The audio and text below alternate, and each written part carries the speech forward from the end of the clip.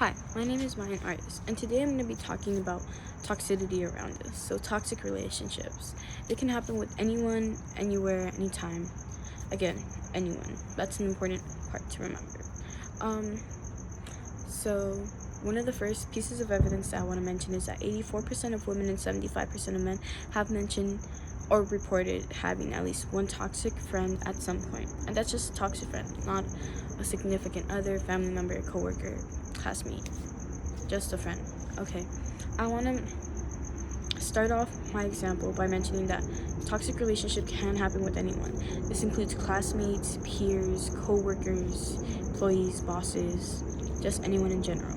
So the best definition or the best example I came up with for a toxic relationship is a relationship or with a random classmate or coworker where you feel like you're in constant competition because they keep undermining you, making you feel like you have like you have less worth and aren't as great as you really are.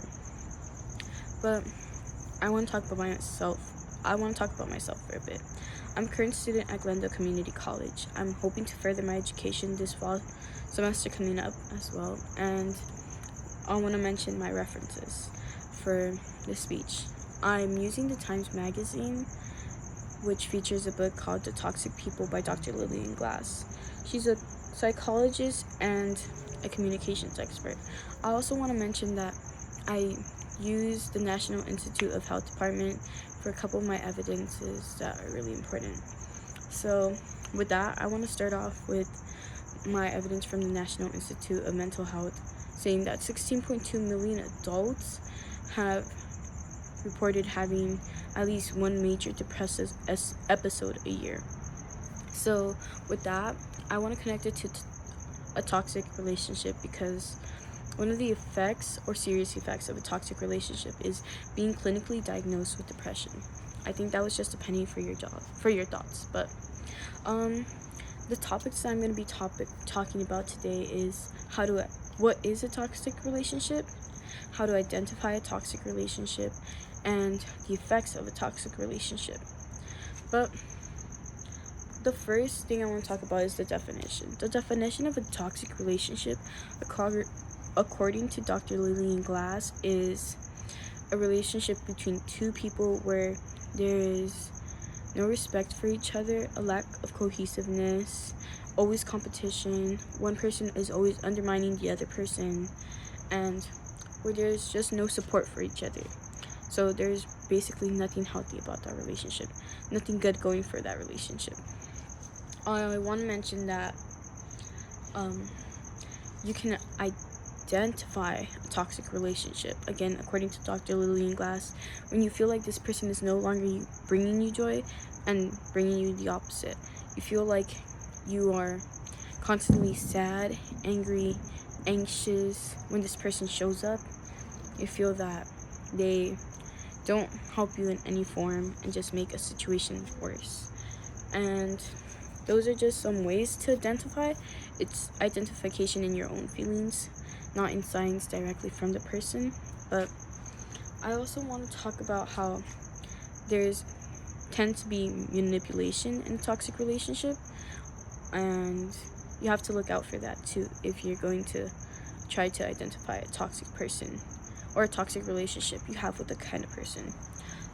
It's hard to be a victim of a toxic relationship because the effects of a toxic relationship aren't the best. According to the Times Magazine, a toxic relationship can range from being clinically diagnosable conditions like depression, anxiety, eating disorders, constantly feeling nervous and uncomfortable in any situation with that person. So I think that with these effects comes an aftermath. So it's going to also be harder to trust people after this toxic relationship has happened. And it's hard to recover from toxic relationship. You have to go to therapy, or you have to try to figure out a way to get better from this relationship. You have to be able to deal and to trust other people and to avoid that person when they're constantly trying to be in your lives. But I think to end this off, a toxic relationship takes a long time to recover from. And you can't officially always tell if you're in a toxic relationship. People tend to point it out before you realize you're in a toxic relationship. But the overall idea of a toxic relationship is negative because it doesn't help a person's mental health. A person should always feel like their self-esteem is great. They should always feel like they're doing their best. They should not feel undermined by a person or feel like there's no support from a person. It's just very unhealthy for both people. And as it is, America has not the greatest, not the highest rates in happiness.